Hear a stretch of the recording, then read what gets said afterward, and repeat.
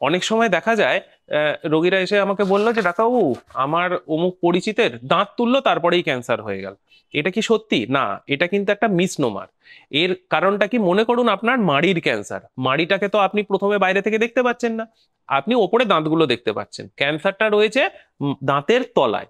তো সেই ক্যান্সারটা কি করছে, আস্তে আস্তে আপনার চোয়ালের হাড়টাকে খাচ্ছে, খেতে খেতে খেতে খেতে যখন পুরো চোয়ালের হাড়টা খাওয়া হয়ে গেল তখন দাঁতগুলো নড়বড়ে হয়ে গেল। আপনি ওপর থেকে দেখছেন দাঁতগুলো নড়বড় করছে, আপনি দাঁতের ডাক্তারবাবুর কাছে গেলেন, তিনি আপনার দুটো তিনটে দাঁত একসঙ্গে তুলে দিলেন। যেই তুলে দিলেন তখন তো জায়গাটা ওপেন হয়ে গেল, তখন আপনার নজরে এলো নিচে একটা ঘা। কিন্তু এইগুলো হতে হতে 15 দিন 1 মাস সময় বেরিয়ে যায়।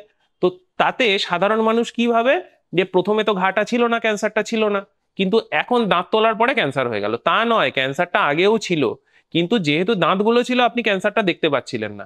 এখন যেহেতু দাঁতগুলোকে সরিয়ে দেওয়া রয়েছে, সেই জন্য ক্যান্সারটা আপনার চোখের সামনে এসে গেছে। ক্যান্সারটা আগেও ছিল, দাঁত তুলে কখনো ক্যান্সার হয় না, দাঁত তোলার পরে ক্যান্সারটা ভিজিবল হয়। আগে যেটা লুকিয়ে ছিল সেটা প্রকাশ্যে সবার চোখের সামনে আসে। তাই জন্য এই ধারণা কিন্তু সর্বৈবভাবে ভুল যে দাঁত তুললে ক্যান্সার হয়।